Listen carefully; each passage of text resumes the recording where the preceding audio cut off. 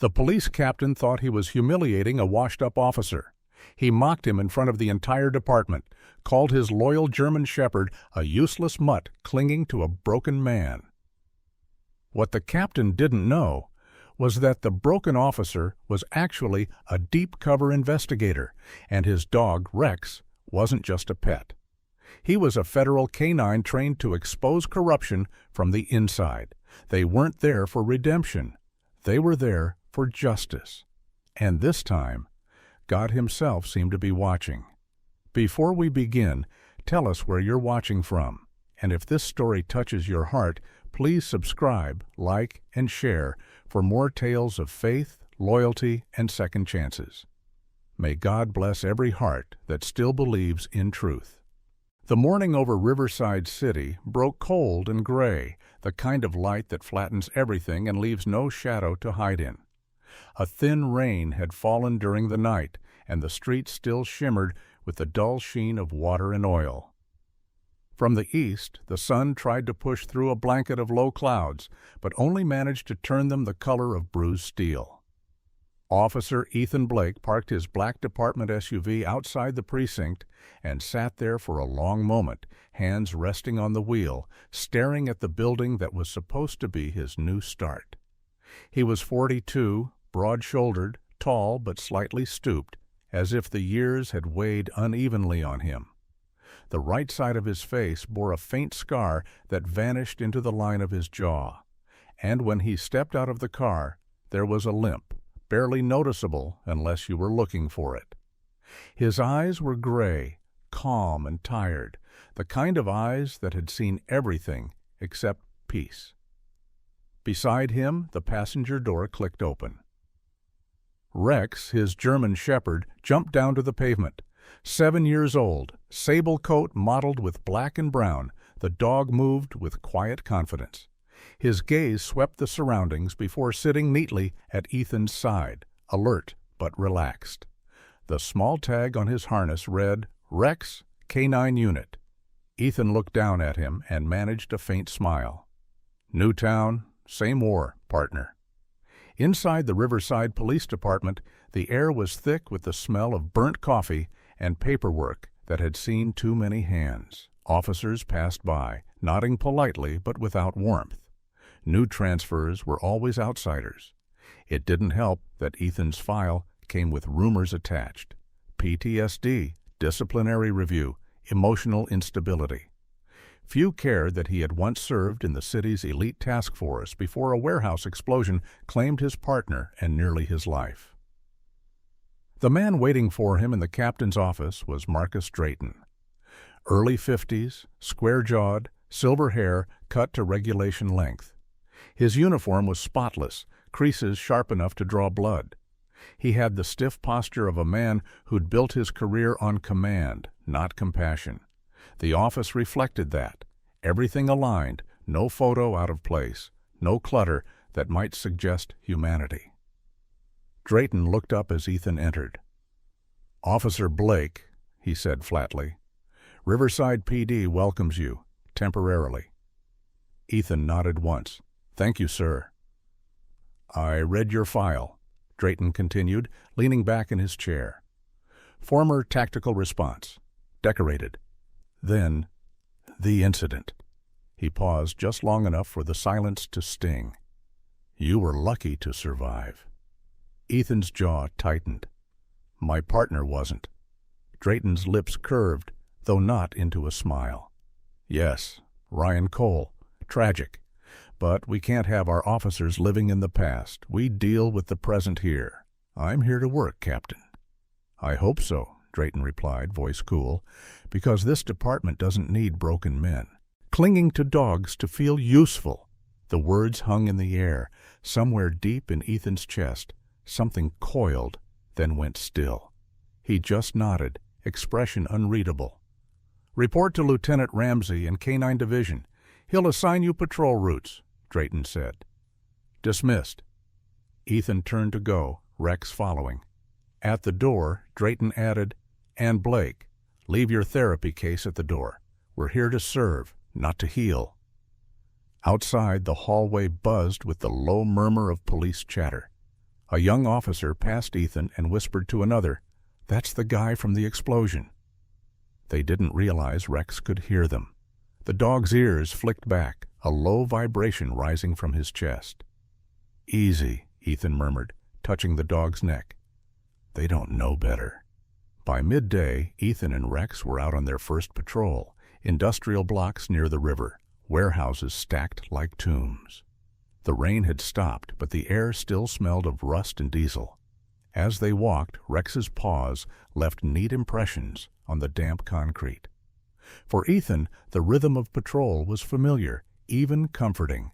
Do-ding. Watch, listen, stay invisible. That evening, back at his small rented apartment overlooking the river, Ethan poured himself a cup of stale coffee and sank into the old leather chair by the window. The city's reflection shimmered on the dark water, neon signs, traffic lights, the ghosts of lives that moved faster than his own. Rex lay near the door, ears twitching at every distant siren. Ethan opened his duffel bag. Beneath a few shirts lay a small sealed case. He flipped it open, revealing a silver FBI badge and an encrypted black phone. His thumb hovered over the activation key for a moment before pressing it. The screen lit up with a single message. "Welcome, Agent Blake. Maintain cover. Primary target, Captain Marcus Drayton." So this was no transfer. It was infiltration. The Bureau had been watching Riverside PD for months, suspected money laundering through the Blue Shield Foundation, a charity meant to support families of fallen officers. The explosion that had killed Ryan Cole had been tied to that same network. Ethan wasn't here to heal. He was here to finish what Ryan had started. He exhaled slowly. "Guess we're not done yet, partner," he said softly. Rex lifted his head, amber eyes catching the glow of the lamplight. Hours passed. The hum of the refrigerator and the soft ticking of the wall clock were the only sounds. At 11:42 p.m., the phone vibrated. A call. Encrypted channel. Ethan hesitated, then answered. A woman's voice came through, low, steady. "Agent Blake?" He recognized it immediately. Ellen Hartman, his bureau handler, early 40s, sharp, methodical. She'd recruited him back after the explosion, believing that pain made some men more useful. "Go ahead," Ethan said. "Your cover holds. Drayton's file is already under quiet audit. Watch your step. He's cautious. He's burned 2 undercover officers before we could reach them." "Understood." There was a pause. "How's the leg?" "Still attached." Another pause, this one longer, softer. Ryan Cole would have liked that answer. Ethan's grip on the phone tightened. "Don't." "I'm only saying," Ellen replied gently, "we still don't have everything from that night. The explosion wiped half the surveillance feed. We recovered partial DNA but no confirmed remains. If there's anything you remember—" "I remember fire," Ethan interrupted, "and that he saved my life. That's all." The line went quiet for a few seconds. Then Ellen's voice changed, lower now. "Be careful, Ethan. And if you see something, anything about Ryan, you tell me first." The call ended. Ethan sat there, staring at the city lights, the phone still warm in his hand. He rubbed his face, then looked toward Rex, who had lifted his head again, ears alert. "Guess she thinks you're my shrink," he muttered. The dog blinked once, unimpressed. He stood, walked to the window, and opened it slightly. The wind carried in the smell of rain and diesel, familiar and distant. He thought about Ryan. His laughter, his blunt honesty, the way he'd said, "If I go first, don't chase ghosts." And yet here he was, chasing one. Down below, the river shimmered like molten glass. A ferry horn sounded somewhere far away. Ethan was about to turn off the light when the encrypted phone vibrated again. Not a call this time, just a message. No sender ID. He opened it. A single line of text glowed on the dark screen. "Be careful, Ethan." The man who died in that explosion might not be dead after all. His heart kicked once, hard. He stared at the message, waiting for a second line, a clue, anything. Nothing came. Just that message, sitting like a ghost in his inbox. Rex stirred, rising from the floor. The dog padded toward the window, tail rigid, nose twitching. Ethan followed his gaze to the street below. A black sedan idled across from the building, its headlights off. For several seconds, it didn't move. Then, as if sensing his attention, the engine started, and the car rolled slowly into the fog until it disappeared down the next street. Ethan closed the window, locked it, and leaned against the wall, heart still steady but cold. "You seeing ghosts too, boy?" he whispered. Rex returned to his spot near the door, but didn't lie down immediately. He watched his handler for a long moment, then settled, still facing the window, eyes half open, guarding even in rest. Ethan switched off the lamp and sat in darkness, listening to the faint hum of the city and the slower rhythm of his dog's breathing. The message stayed on the screen beside him, its glow fading as the phone timed out. Outside, the fog thickened, swallowing the streetlights one by one. Somewhere beyond that fog, a secret was breathing again. It was Saturday evening when Ethan Blake pushed open the heavy wooden door of the Officers' Club, Riverside's one place where uniforms mixed with whiskey and gossip. The neon sign above the entrance buzzed faintly, half the letters flickering out. Warm light spilled onto the wet sidewalk, and through the haze of cigarette smoke came the muffled sound of laughter, the kind that tries too hard to sound real. Inside, the air was thick with stale beer and cheap aftershave. Officers leaned against the bar, badges glinting in amber light. A dartboard hung crooked near the jukebox, its bullseye pierced by dozens of stray throws. Ethan scanned the room quietly, taking everything in. Exits, mirrors, faces. Habit never died. At the far end of the bar, Captain Marcus Drayton held court with a cluster of his loyalists.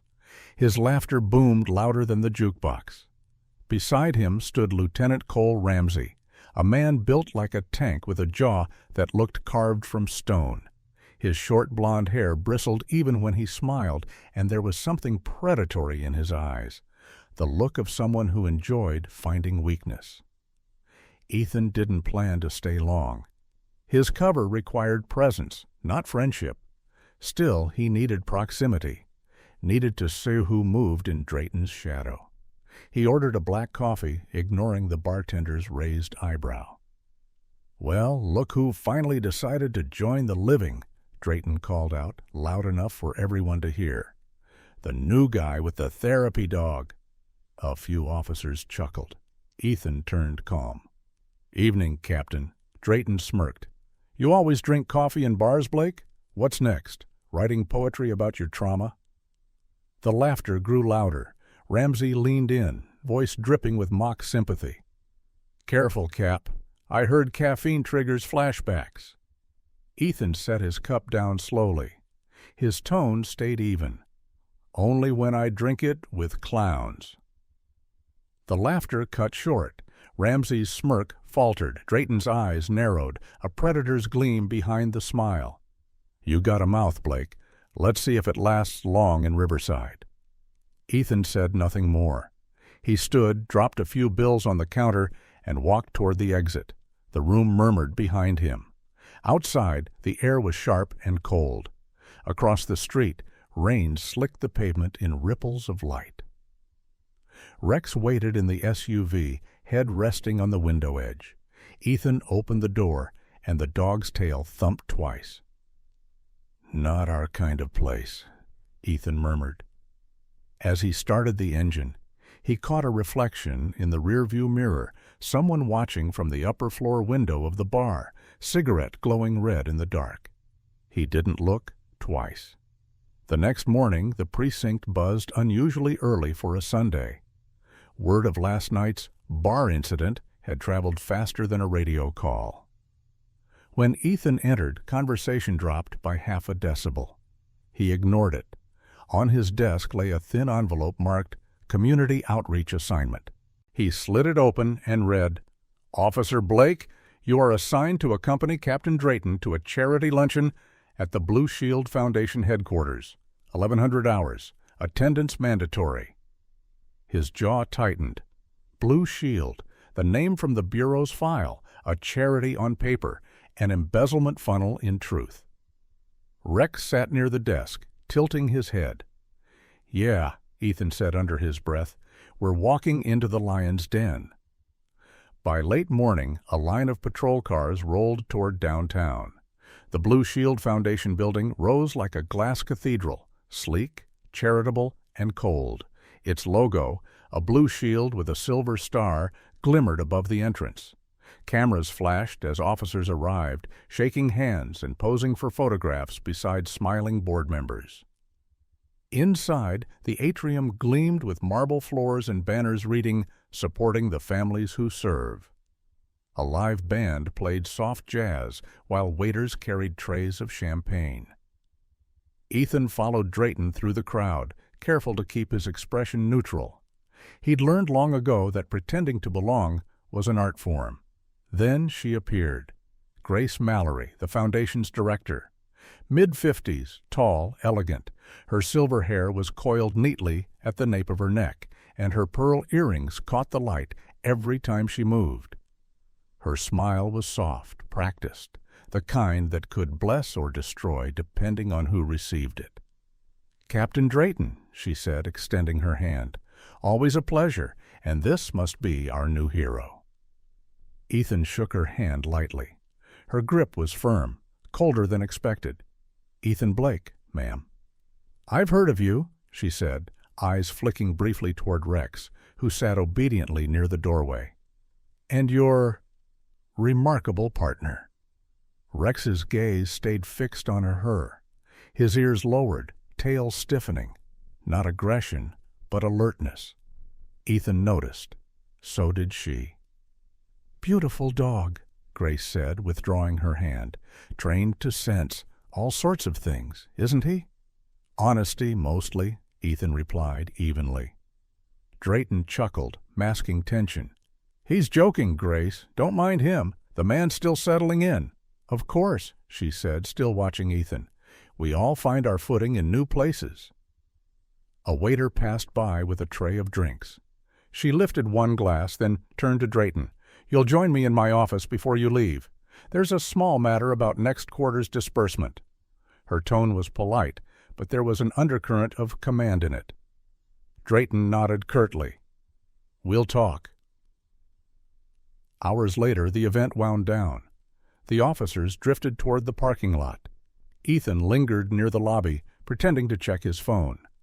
Through the tinted glass doors leading to Grace's office, he saw Drayton step inside. He waited exactly 5 minutes before turning on his concealed lens, the micro camera embedded in his sunglasses, and angled his reflection toward the glass. The distortion was faint, but enough to catch movement. Inside, Grace handed Drayton a small envelope, thick, sealed, unmarked. He counted briefly, then slid it into his jacket pocket. She leaned closer, whispering something. Drayton nodded once, then left the room. Ethan captured it all. When the office door closed, Grace turned toward the window, gaze distant. For a moment her face softened. She reached into her drawer and withdrew a silver locket, opening it just enough to glance inside before tucking it away again. A flash of emotion, grief perhaps, crossed her features before it vanished beneath the practiced smile. Ethan turned off the recording and walked out, keeping his stride casual. That night, in his apartment, he uploaded the footage to the Bureau's encrypted cloud. His report read, "Drayton and Mallory exchange funds, potential bribery, recommend deeper financial trace through Blue Shield accounts." He leaned back in his chair. The hum of the refrigerator was the only sound. Rex rested near the door, eyes half closed but awake, as always. Ethan sipped coffee, replaying the captured video frame by frame. Drayton's reflection, Grace's face, the unmarked envelope. It was all there, but something else caught his attention, the faint blur in the mirrored background of Grace's office. A man standing near the file cabinets, half out of frame. The resolution was low, but Ethan froze the image and zoomed in. Square shoulders, military haircut, a faint scar on the neck, one Ethan knew by heart. Ryan Cole, the man who had died in his arms 12 months ago during the warehouse explosion, the partner he had buried. He stared at the screen until the edges of the image seemed to breathe. Rex lifted his head, sensing his shift in energy. Ethan whispered, "No, it can't be." He enlarged the timestamp, current, recorded only 3 hours earlier. A chill crawled up his spine. He replayed the footage again, slowing it frame by frame. Grace handed the envelope to Drayton, and behind her, Ryan's blurred reflection turned slightly, as if looking straight toward the glass, straight toward him. The coffee cup trembled in his hand. He opened his encrypted phone, recorded a short voice note for his handler. "Hartman, it's Blake. You need to check Blue Shield's employee records. I just saw Ryan Cole." He hesitated. And he looked alive. The message encrypted and sent. He stood, pacing the small apartment, thoughts racing like thunder. If Ryan was alive, it meant one of two things. Either the Bureau had lied, or Ryan had switched sides. Both possibilities were poison. Rex followed him with his eyes, tail twitching once. Ethan finally stopped, looking down at the dog. "If he's out there, partner, we'll find him. But we do it quiet." Outside, a distant rumble of thunder rolled over the city. Ethan closed the blinds, killed the lights, and sat in the darkness, the glow of the paused video, still haunting the screen. In the stillness, one question echoed in his mind. If Ryan Cole was alive, whose side was he on now? The reflection in Grace Mallory's office isn't a ghost. It's Ryan Cole, alive, standing behind her in the very building tied to the corruption Ethan came to expose. Tuesday afternoon unfolded under the heavy hum of the city, a gray light pressing down over Riverside's skyline. The rain had stopped, leaving puddles that reflected the metallic gleam of passing cars. Officer Ethan Blake stood across the street from the glass tower of the Blue Shield Foundation, the nonprofit charity that claimed to honor fallen officers, but, according to FBI intelligence, was a front for money laundering. He looked down at Rex, who sat by his leg, alert but calm, amber eyes scanning the flow of pedestrians. "Therapy session, buddy," Ethan murmured. "Try not to growl unless it's worth it." He crossed the street, his reflection flickering briefly across the wet asphalt. Inside the building, everything was sterile, marble floors, scent of polished wood, the low hum of soft classical music. The receptionist, a young woman with dark curls and polite, frightened eyes, looked up from her desk. Her nameplate read, "Tina Lawson." "Good afternoon," she said, voice careful. "Do you have an appointment?" Ethan offered a practiced sated smile. "Officer Ethan Blake, Riverside PD. I was told the Foundation provides counseling assistance for field trauma. Captain Drayton recommended I come." At the mention of Drayton, something in her posture stiffened before she quickly gestured toward the elevator. "Director Mallory will see you shortly, sir." As the elevator rose, Ethan glanced at Rex's reflection in the mirrored wall. The dog's ears twitched, muscles subtly tense. He was reading the space the way only a trained canine could, smelling nervousness, fear, or deceit in the air. The doors slid open to reveal a suite of offices framed in glass and chrome. Grace Mallory waited inside, dressed in a slate-gray suit that fit her with mathematical precision. The silver in her hair glowed under the soft light. She smiled as Ethan entered, but the corners of her eyes didn't. "Officer Blake," she said warmly, "Captain Drayton spoke very highly of you." "I'm sure he did," Ethan replied, matching her politeness with the same hollow tone. "Please, sit. Would you like water or coffee? We take care of our officers here." "Water's fine." Grace poured from a crystal carafe, sliding the glass toward him.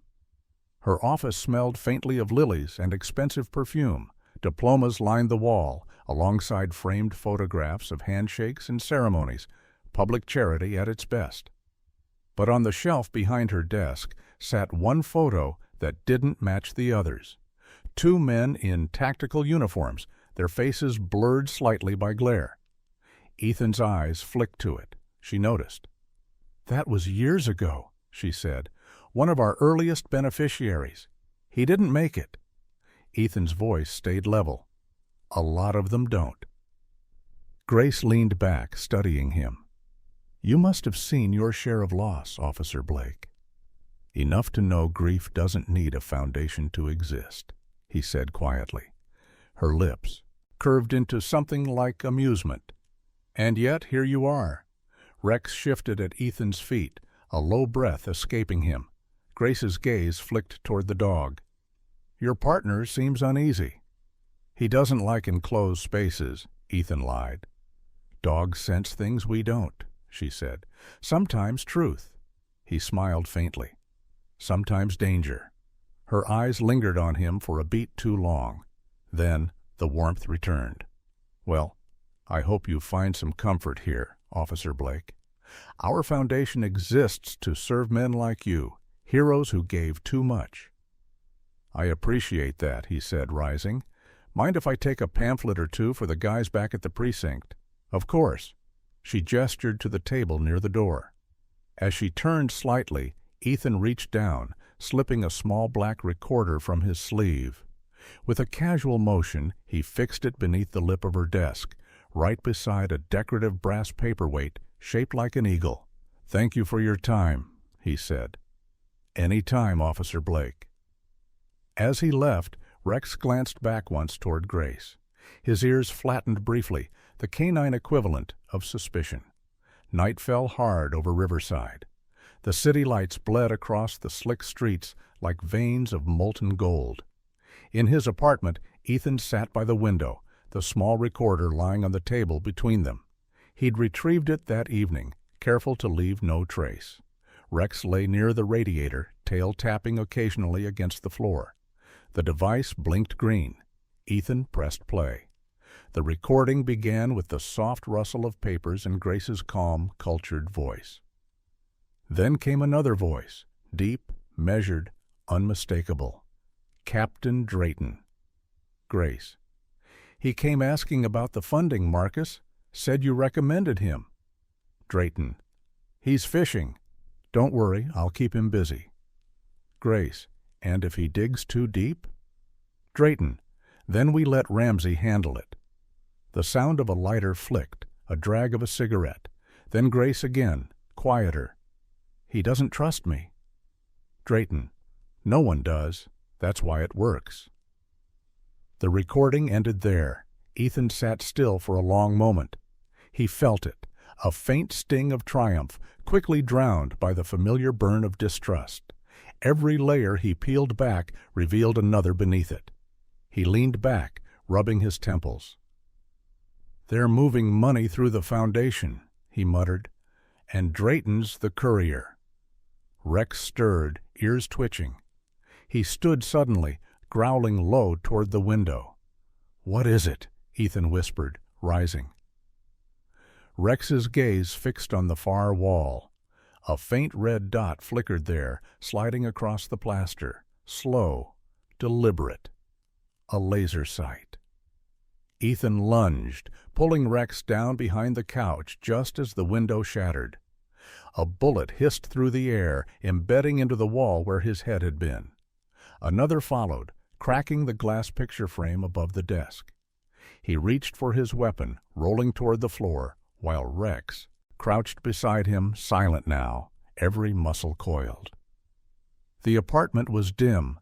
The only light came from the street below, flickering through the broken window, then peeked once through the gap in the curtain. Across the street, a shadow shifted behind a rooftop vent. He aimed, But before he could fire, the figure moved, disappearing into the dark. For 30 long seconds, the world held its breath. Then only rain, soft and steady. Ethan exhaled, heart pounding in his ears. He touched Rex's neck, feeling the thrum of the dog's pulse, fast but steady. "You okay?" The dog licked his wrist once, as if to answer. He stood, moving to the window, keeping low. The street was empty now, save for the hum of a distant siren. Whoever had fired knew what they were doing. Professional, quick, silent. He looked down at the shattered glass, then at the red laser still faintly flickering on the wall before it died out completely. A message, not a hit. A warning. He walked back to the table, hit stop on the recorder, and ejected the chip. The small device was his only proof, for now. He inserted it into his encrypted laptop, began uploading it to the bureau cloud. The progress bar crawled forward, inch by inch. Outside, thunder rolled again, soft and distant, like a closing door. When the upload finished, he sent a single coded message to his handler. Ellen Hartman. Subject Grace Mallory compromised. Evidence of corruption confirmed. Attempted hit tonight. Likely inside leak. Request surveillance on Drayton Circle. He hesitated, fingers hovering over the keyboard. Then he added, possible tie to Ryan Cole. Visual confirmation uncertain. He encrypted the message and sent it. Rex settled near the window again, body tense, eyes fixed on the night. Ethan reloaded his weapon, holstered it, then sat down against the wall beside him. "First they laugh at you," he murmured. "Then they try to kill you. Means we're close." Rex's ears flicked. Outside, the rain began again, soft, relentless, like the ticking of time itself. He turned off the lights, the room falling into darkness.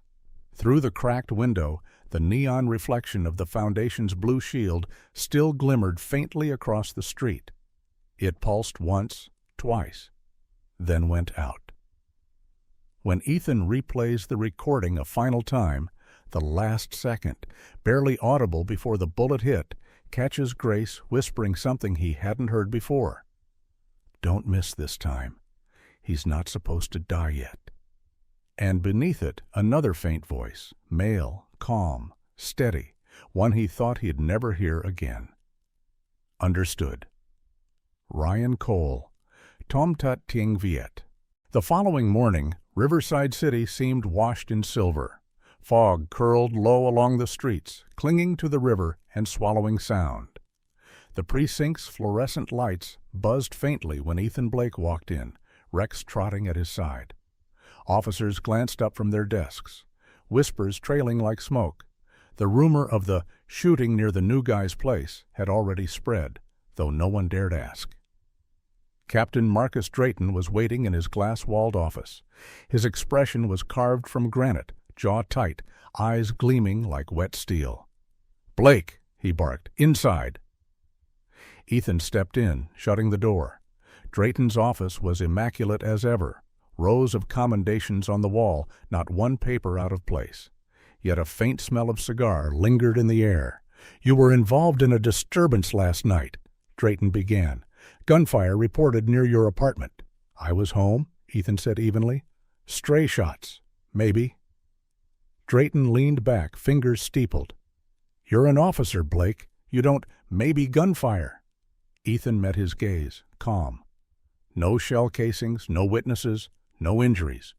You can check the report." For a long moment Drayton studied him, eyes narrowing. Then his tone changed, almost casual. "You're lucky, you know. If something happened to that dog of yours, this department would have a PR nightmare." Rex stood near the door, unmoving, but Ethan saw the tension in his posture. "He's fine," he said quietly. Drayton nodded, the faintest smirk curling one corner of his mouth. "Good. Because starting tomorrow, all K-9 units will undergo a mandatory re-evaluation. Safety protocols, you understand. Too many incidents lately. The words landed heavy, their intent sharp. Ethan's stomach turned cold. Whose idea? Mine, Drayton replied, standing.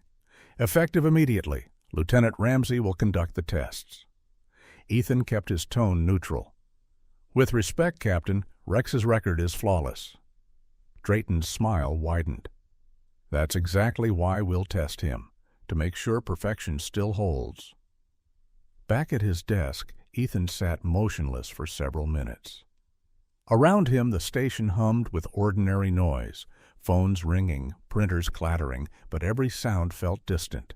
He pulled out his encrypted phone and typed a short message. Drayton scheduling K9 tests. Ramsey in charge. Likely trap. Request confirmation if this aligns with FBI intel. He sent it to Ellen Hartman, his handler. Minutes later, her reply came. Confirmed. Internal memo intercepted. Objective likely to discredit or remove you. Maintain cover. Do not resist test. Record everything. He looked down at Rex, who rested under the desk, muzzle resting between his paws. Looks like they're coming for us, partner. Rex blinked, unbothered, as if saying he'd faced worse. By noon, Ethan sat in the training yard behind the precinct. The air smelled of gun, oil and wet dirt. Officers gathered along the fence, murmuring. The K9 reevaluation had become a spectacle. Drayton stood with Ramsey near the bleachers, arms folded. Ramsey, thick-necked, arrogant, wore a grin that promised trouble. Let's see if the hero and his mutt can keep it together, he muttered to a colleague. Drayton gave a short speech about standards and public trust, his voice echoing through the yard. Then he nodded at Ramsey. Proceed. Ramsey clapped his hands. All right, Officer Blake. Standard obedience, stress test, and crowd control simulation. Hope your therapy dog doesn't mind fireworks. Ethan's expression didn't change. He adjusted Rex's harness, kneeling briefly. You know what to do, he whispered. The test began with commands, simple ones. Sit, stay heel. Rex obeyed flawlessly, movements precise as choreography. Ramsey's smirk faded a little. Then came the stress test. Fireworks exploded overhead, bright, loud, chaotic. Rex flinched once, then steadied, gaze fixed on Ethan. Good boy, Ethan murmured. Ramsey's frustration showed. He grabbed a clipboard, scribbled something, then barked, Last test, simulated assault. He walked toward Ethan, motioning to a rookie officer holding a padded baton. When I give the signal, you rush him. Let's see how the dog reacts under sudden threat. The rookie hesitated. Sir, are we sure? Do it, Ramsey snapped. The baton swung. Ethan didn't move, but Rex did, springing forward, intercepting the blow midair, knocking the man off balance. The crowd gasped, yet Rex didn't bite. He stood firm, blocking Ethan, tail stiff, eyes locked. Ramsey shouted, Aggressive response! That's a fail! Ethan straightened, voice calm but cutting. He protected without harm. That's not aggression. That's discipline. Ramsey's jaw clenched. We decide what's discipline here. Drayton's expression hardened. Enough! I've seen what I need. He turned to leave, but Ethan spoke, voice low. You set this up to make us fail. Doesn't change the truth. Drayton paused at the gate. Truth, he repeated softly. That's a word men like you love to hide behind. That evening, Ethan filed his report quietly, every detail recorded through his hidden body cam. The footage, Rex's control, Ramsey's aggression, Drayton's manipulation, was clear. When the station emptied out, Ethan returned to the garage, leaning against his SUV. Rex sat beside him, tail sweeping dust. The city beyond the bay doors was cloaked in the orange glow of sunset. He reached into his glove compartment, searching for a spare drive. His hand brushed against a small white envelope. No return address. Ethan froze. He hadn't put it there. He tore it open carefully. Inside lay a single sheet of paper, printed words, neat and cold. Rex is federal property. If you fail, he will be reassigned. Permanently. Beneath it, a signature. One name. Ryan Cole. Ethan's breath caught. For a moment, the world narrowed to that name. Letters that shouldn't exist, written in a familiar slant. He checked the envelope again. Nothing else. He folded the note carefully, slid it into his jacket. His pulse slowed, his mind racing. If Ryan was alive and capable of sending this, then he was watching, maybe even protecting him or warning him of something worse. He looked at Rex. He called you property. You okay with that? The dog huffed softly, as if insulted. Ethan smiled grimly. Didn't think so. The sound of footsteps echoed in the garage. Ethan turned sharply. It was Tina Lawson, the young receptionist from the foundation. She looked out of place here, wrapped in a thin coat, face pale. "Tina?" Ethan said cautiously. "What are you doing here?" She glanced around, trembling slightly. I shouldn't have come. They told me not to talk to you." "Who?" "Drayton. Grace Mallory. They said you're being watched." Ethan stepped closer, voice steady. "You came anyway." Tina nodded quickly. "I saw something. In the Foundation's files. Payments from the police department, big ones, funneled through a shell account called Project Halo.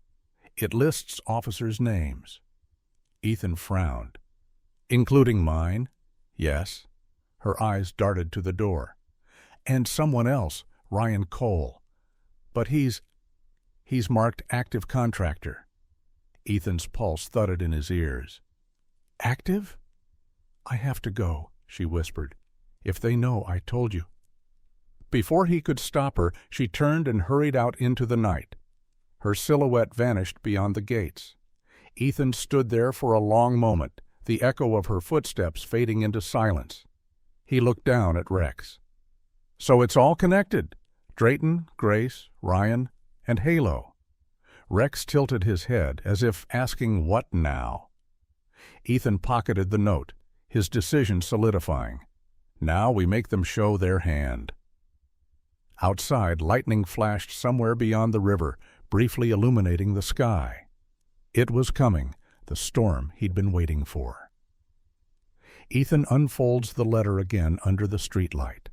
Beneath the typed words, something faint becomes visible, letters written in invisible ink, now reacting to the heat of his hand.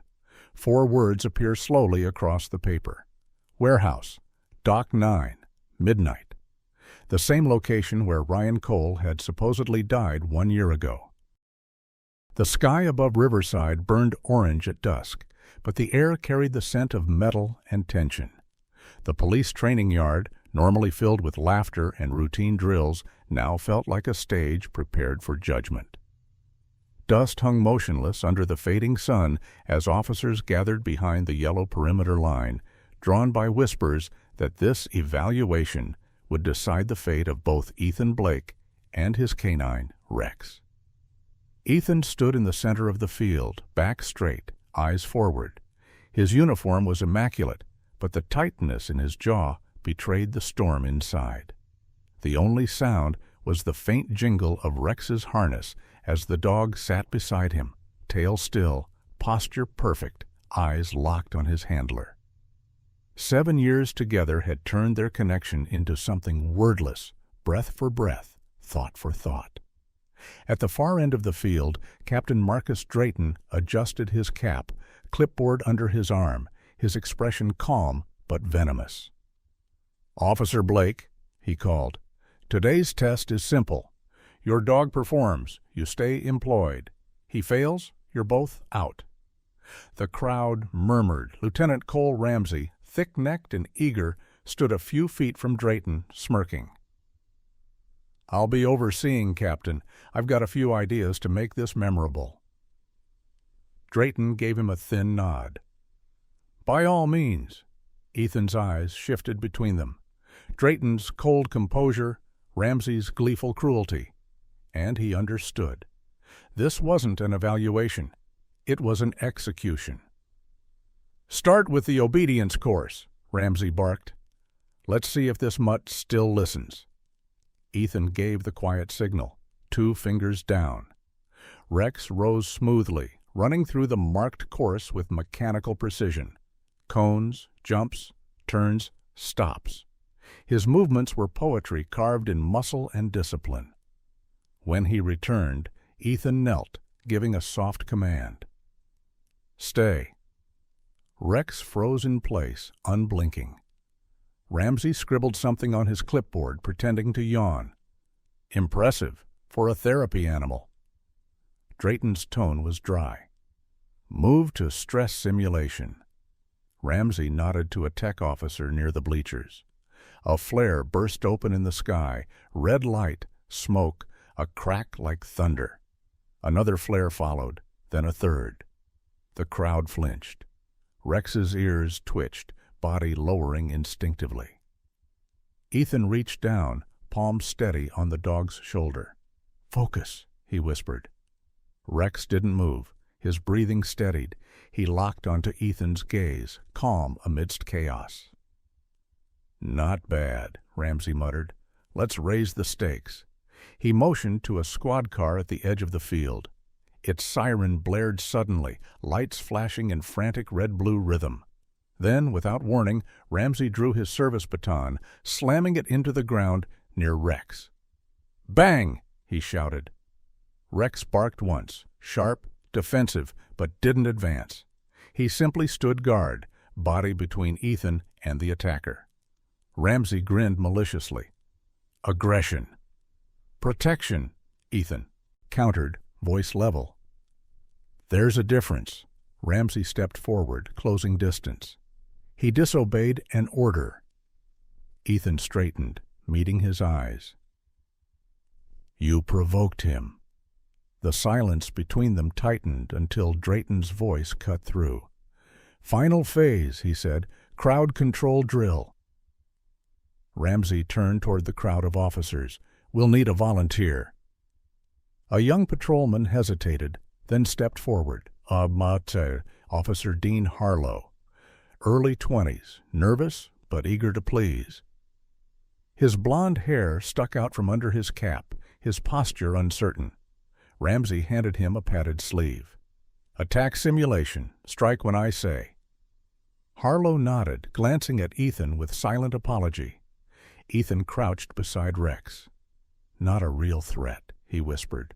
"Do your job." Ramsey raised his hand. "Go." Harlow swung lightly, deliberately slow, but Ramsey shouted, "Harder!" Harlow hesitated, then swung again. Too close this time, grazing Ethan's arm. In an instant, Rex lunged, not at Harlow, but at the baton, grabbing it mid-air, twisting his body to disarm without biting. The move was so fast it stunned the onlookers. The baton clattered harmlessly to the dirt. Rex released it, stepping back beside Ethan, head high. The yard fell silent. Even Drayton's face faltered. Ramsey broke the stillness, shouting, "That's it! He attacked an officer!" "No," Ethan said quietly, unclipping his badge camera. "He neutralized a weapon without harm. You wanted a reaction. You got one." Drayton's voice was calm but cold. "Lieutenant Ramsey, file the failure report." The crowd murmured in protest. Several officers who'd been watching began whispering. They'd seen the truth. Ramsey's face turned red. "Sir, with respect, I—" "Do it," Drayton snapped. Ethan stood firm, voice clear. "With all due respect, Captain, this test was illegal. You've endangered an officer, staged a false assault, and fabricated aggression. Everything that just happened is on record." He held up the badge camera. A small red light blinked. Drayton's expression froze. Ramsey took a half step forward, fists clenched, but Drayton shot him a look that stopped him cold. "You think the Bureau will back you up, Blake?" Drayton said softly. "You're a pawn. You were sent here to clean up their mess." Ethan tilted his head. "Whose mess?" Drayton didn't answer. He turned to leave, voice sharp. "Take his weapon. He's suspended pending review." Two officers stepped forward, reluctant but obedient. Rex growled low, body tense. Ethan raised a hand. "Easy, boy." He unholstered his sidearm himself, handing it over. His gaze locked on Drayton's retreating back. "You're making a mistake, Captain." Drayton didn't turn. "No," he said, "you are." An hour later, the yard was empty. The sun had set, leaving only the faint hum of floodlights. Ethan sat on the edge of his SUV, hands resting on his knees, Rex sitting close enough that their shoulders brushed. The Bureau had already contacted him. Hartman's voice clipped but calm. "We're en route. Stay where you are." When the black SUVs rolled in, the air changed. Men in tactical vests stepped out silently. At their center was Special Agent Ellen Hartman, her auburn hair tied back, expression grim. She walked straight to Ethan. "You have the footage?" He handed her the badge camera. "Every second." She turned to her agents. "Secure Drayton, Ramsey, and Grace Mallory. Financial Division confirms the Blue Shield accounts are linked to offshore transfers. The whole thing's coming down tonight." Ethan's voice was low. "They're expecting it." Hartman met his eyes. "We'll be faster." Within minutes, the SUVs peeled out toward downtown.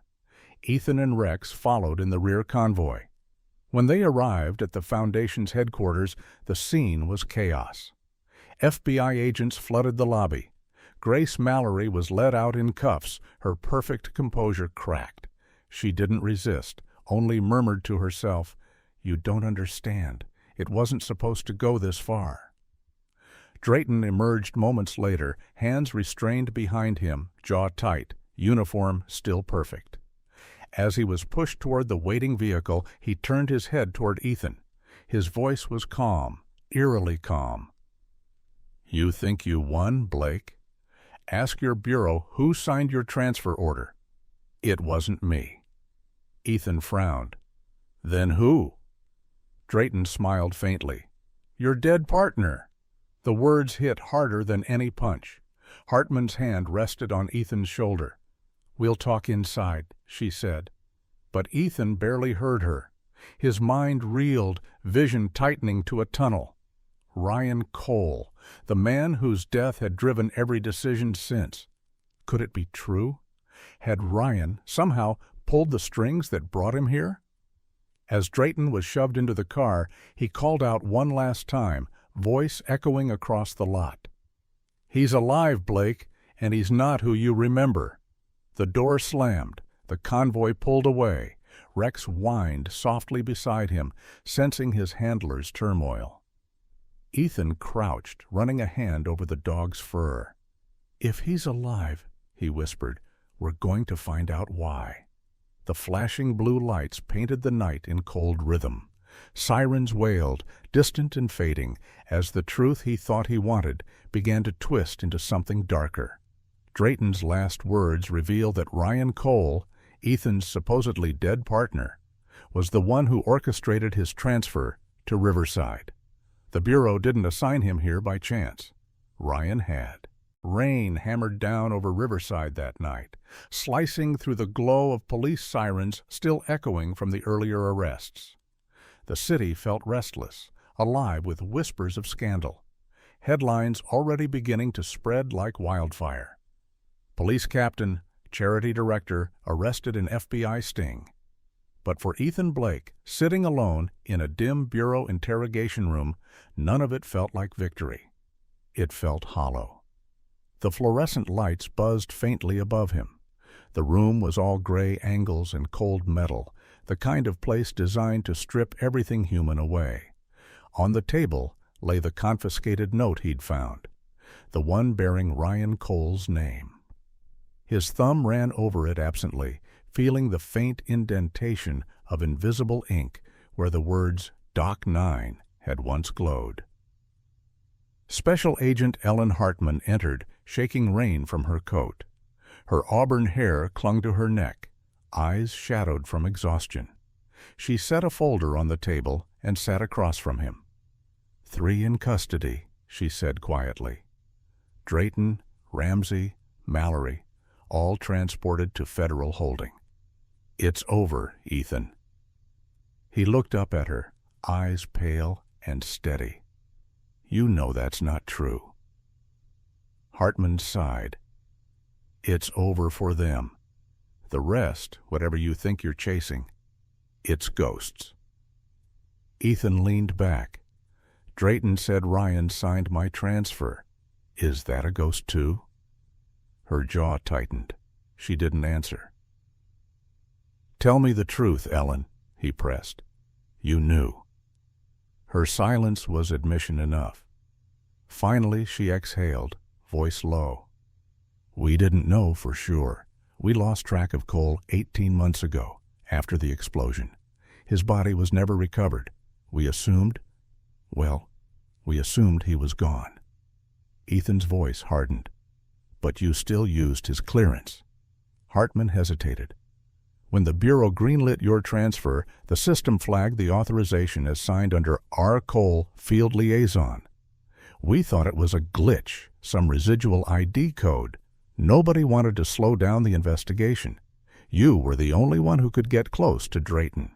So you sent me in under a dead man's name. Her tone sharpened. You volunteered, Blake. He didn't deny it, but inside something burned. Betrayal, confusion, an ache that felt like loss reborn. After a moment, she slid the folder toward him. Inside were still images from security footage. The Blue Shield office from 3 nights ago.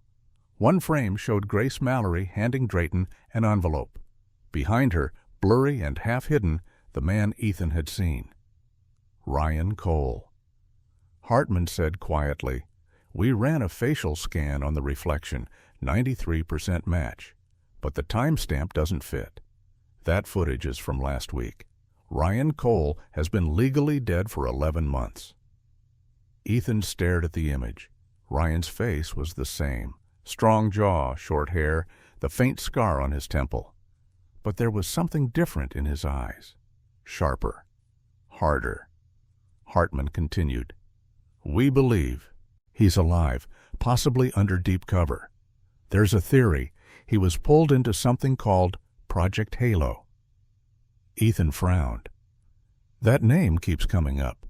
What is it? Hartman hesitated. It's classified, even for me. He leaned forward. Then unclassify it. Blake.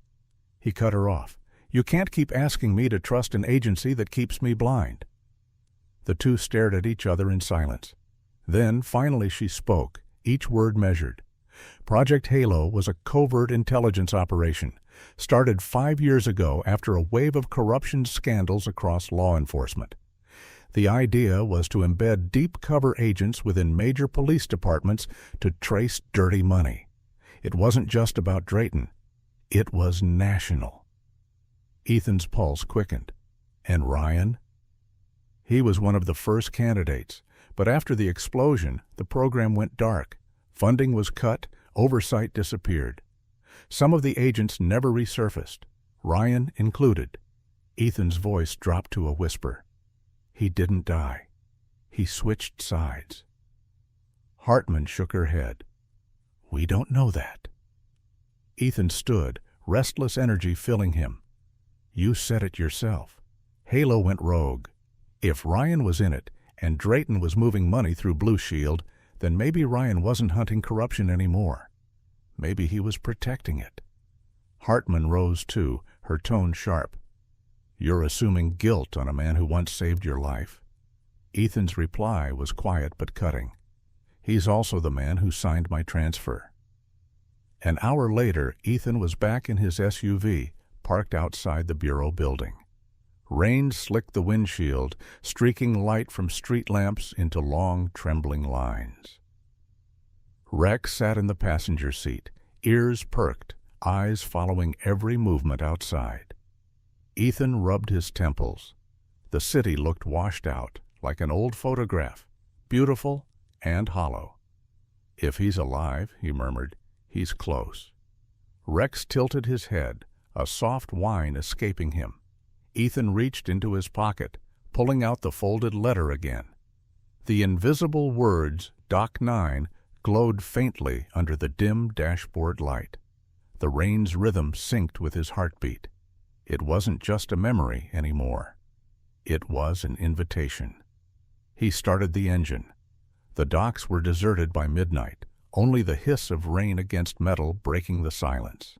Massive cargo cranes loomed like sleeping giants, and the river lapped softly against concrete pillars. Dock 9 was at the far edge, a forgotten warehouse half swallowed by fog. Its corrugated walls were scarred with rust and time. Ethan parked 2 blocks away, killed the lights, and checked his weapon. He clipped the body cam to his jacket, switched it on. "Stay close," he whispered. Rex jumped down, paws silent on wet ground. Together they moved through the shadows, ghosts in their own right. As they neared the entrance, Ethan spotted faint movement, a figure standing under a broken lamp near the loading door. The man was tall, lean, wearing a dark field coat. His face was hidden beneath the brim of a cap, but something in the stance, the calm stillness, struck deep familiarity. Ethan raised his weapon. "Hands where I can see them." The man didn't move. "Still giving orders, huh?" The voice was unmistakable. Ryan Cole. Ethan's heart stopped for a second. The gun trembled slightly in his hand. "Turn around," he said quietly. Ryan did. The same face, older now, harder, lined by weather and time. A faint scar ran across his neck, new since Ethan had last seen him. His eyes, once warm, were now cold steel. "Hello, partner," Ryan said softly. "You look like hell." Ethan stepped closer, keeping the gun raised. "You're supposed to be dead." "Supposed to be," Ryan replied. "Convenient, isn't it?" Ethan's voice hardened. "You faked your death?" Ryan shrugged slightly. "Call it reassignment." "By who? Drayton? Halo?" Ryan smiled faintly, but there was no humor in it. "I was Halo. I built it. Then I buried it when it started eating its own." Ethan felt the ground shift beneath him. "You were behind it all?" Ryan shook his head. "Not behind, beneath. There are things you don't see from the surface, Ethan. Drayton was small time. The real corruption is higher, people who used Blue Shield as a bank for classified money." Ethan's finger tightened on the trigger. "You expect me to believe you? You framed me. You dragged me here." "I brought you here to finish it," Ryan said. "You're the only one I could trust. The Bureau's compromised. Even Hartman doesn't know how deep it goes." Lightning flashed behind them, cutting through the fog. For a moment their faces were illuminated. 2 men who once shared the same badge, now divided by years and lies. Ethan lowered the gun slightly. "Why the notes? The threats? The letter about Rex?" Ryan's expression softened, just for an instant. "I knew Drayton would test you. I needed you to stay in play. The letter was bait. To make them think you were breaking." "And the hit on my apartment?" Ryan's jaw tightened. "That wasn't me. That was Mallory's contractor. She wanted you silenced before I could reach you." Ethan studied him. "So what now? You vanish again?" Ryan took a small drive from his pocket and tossed it across the floor. It slid to Ethan's feet. "That's everything. The names, the accounts, the proof. Deliver it to someone who still believes in what we were." Ethan bent, picking it up, eyes never leaving him. "And you?" Ryan stepped back into the shadows. "My job's done." Rex barked once, low, uncertain. Ethan's chest tightened. "Ryan, don't disappear again." Ryan hesitated at the doorway, his silhouette swallowed by mist. "I already did, partner." Then he was gone. Ethan stood there, rain dripping from his coat, the small drive burning cold in his palm.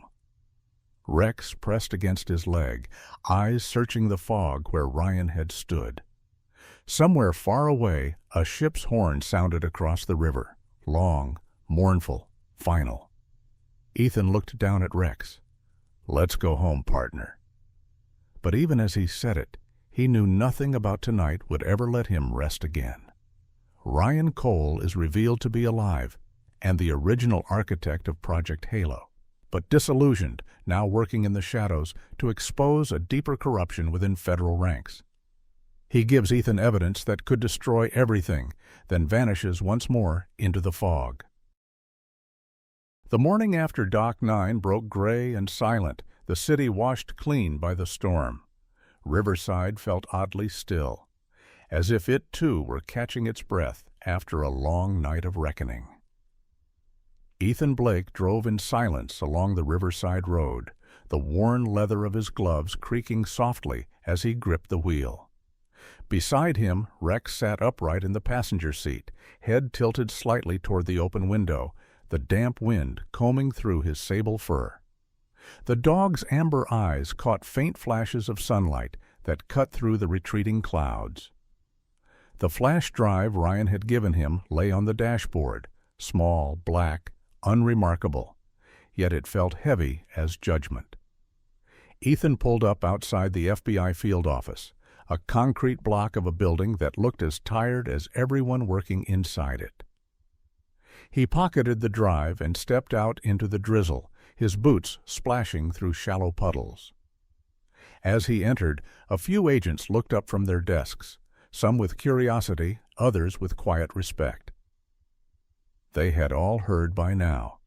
The rogue cop who exposed Riverside's corruption, the man who brought down a captain and a charity in a single night. But Ethan knew what they didn't. The real rot hadn't been purged. It was still out there, hiding in polished offices and sealed databases. Special Agent Ellen Hartman was waiting in her glass-walled office upstairs, a cup of untouched coffee cooling on her desk. Her face was pale, sleepless, but her voice stayed steady. "You found him, didn't you?" Ethan closed the door behind him. "I did. And? He's alive. Changed, but alive." Hartman nodded slowly, expression unreadable. The Bureau confirmed the footage from Dock 9. Infrared picked up 2 heat signatures before one disappeared into the river fog. "You didn't pursue." Ethan met her eyes. "Would you have?" She didn't answer. Instead, she motioned to the chair opposite. "Sit. Tell me everything." For the next 20 minutes, Ethan recounted it all, the confrontation, the confession, the flash drive. He left nothing out, not even the tremor in Ryan's voice when he'd said, "I already did, partner." When he finished, Hartman leaned back, exhaling slowly. "So he was Halo," she said. "That explains why every trail we followed ended in an empty file." Ethan placed the flash drive on the desk. "He said it has names, accounts, proof of who's really pulling the strings." Hartman studied the tiny device as though it might bite. "If that's true, it could bury half of Washington." "Then dig carefully," Ethan said. Hartman looked up at him. "And you? What will you do now?" Ethan hesitated. "Depends on what's on that drive. If it clears Ryan's name, I'll make sure it's heard. If it condemns him—" He trailed off. "You'll still do what's right," Hartman finished. Ethan gave a humorless smile. "That's the plan." That afternoon, the Bureau's cyber team began decrypting the data. Ethan and Rex waited in the observation room, the low hum of servers filling the air. Through the glass wall, analysts typed furiously as streams of code rolled across their monitors. After an hour, one of them called out, "Agent Hartman, we've got something." She stepped closer to the screen. Ethan joined her. The data unfolded into spreadsheets, financial ledgers, communication logs, and then names. Dozens of them. Police chiefs, mayors, corporate donors, even federal agents. All tied to Blue Shield's phantom accounts, but among the entries was one that made Ethan's chest tighten. Project Halo, lead operative, Cole, Ryan A. Active status terminated, manual override by Cole. Final directive, secure successor. Designation, Blake. Ethan J. Hartman whispered, "He wasn't betraying you. He was preparing you." Ethan stared at the screen, throat dry. "He made me his successor." Hartman turned toward him. "It means he trusted you to finish what he started. You're the last clean line in a system that's already breaking apart." He exhaled slowly, the weight of it settling on his shoulders. "Then I'd better not fail him again." 2 weeks later, under a pale winter sun, Riverside gathered for a ceremony unlike any it had seen in years. The Fallen Heroes Memorial stood at the edge of the river, its marble surface etched with hundreds of names. Now one more would be added. A cold wind carried the scent of pine and rain as officers lined the walkway in full-dress uniform. Reporters hovered at a respectful distance. At the center of the crowd, Ethan stood in a crisp white shirt beneath his dark coat, Rex seated proudly beside him, wearing his newly issued service badge, K9 Unit Number 044. Rex. Ellen Hartman approached quietly, holding a velvet box. Inside lay a polished silver medal, the Federal Star of Honor. She spoke softly, for courage, integrity, and service beyond duty. Ethan accepted it without ceremony, his eyes fixed on the memorial wall. There, beneath newly engraved letters, was the name Ryan Cole. When the formal speeches ended and the crowd began to disperse, Ethan stepped closer to the monument. The river shimmered behind it, sunlight scattering across the surface like liquid glass. He placed the medal at the base of Ryan's name and whispered, "You saved me twice, partner. Once from the fire and once from myself." Rex nudged his hand, tail swishing gently. Ethan smiled faintly. "Yeah, you too, boy. Couldn't have done it without you." For a moment, everything felt still, peaceful, almost fragile. Then a soft click sounded behind him. The shutter of a camera. He turned slightly.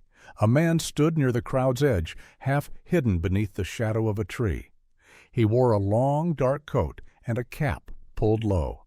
The camera hung from his neck, rainwater glinting off its lens. When Ethan's eyes met his, the man gave a subtle nod before turning away, disappearing into the flow of departing people. Hartman approached, noticing Ethan's distracted stare. "Everything all right?" He hesitated. "Yeah, just thought I saw someone I knew." She glanced in the same direction, but saw nothing. "It's been a long few weeks. Maybe get some rest."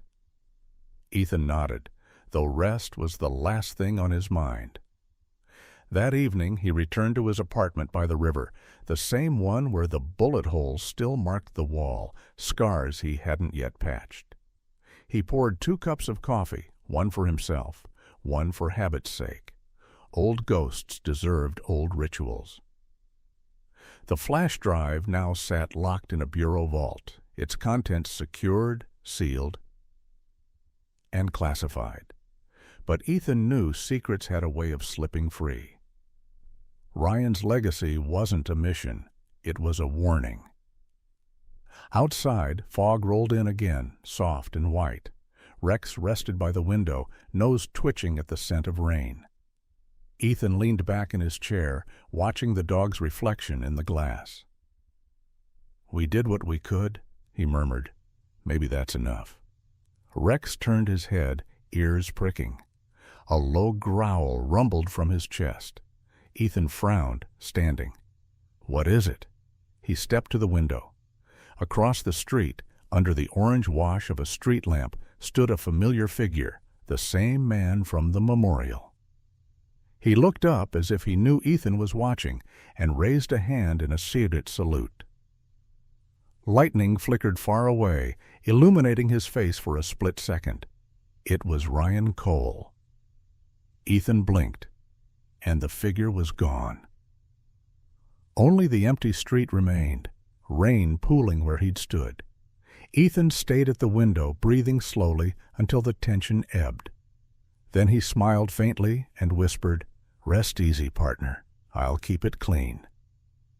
Behind him, Rex settled back onto the rug, tail thumping once before sleep. Outside, the rain softened to a steady hush, washing the last traces of smoke from the city. In the end, The Officer's Secret isn't just a story about police and corruption, it's a story about redemption. About how even in the darkest corners of duty, faith can still guide the lost home. Ethan didn't find victory through violence or revenge. He found it through truth, loyalty, and mercy, the kind of mercy that doesn't come from men, but from God Himself. Sometimes miracles don't arrive with thunder or angels. They come quietly, through a loyal dog's eyes that never stop believing, through the forgiveness we offer those who betrayed us, or through the courage to stand up when the world says, "Stay down." That's how grace works. It doesn't erase the pain, but it transforms it into purpose. When Ethan stood at the memorial, he wasn't alone. Ryan's spirit was there, Rex by his side, and God above them both, reminding us all, that honor is not earned by perfection, but by perseverance and faith.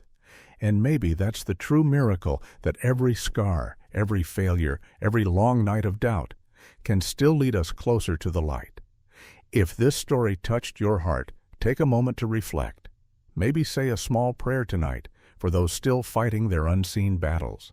Tell us in the comments, what does honor mean to you?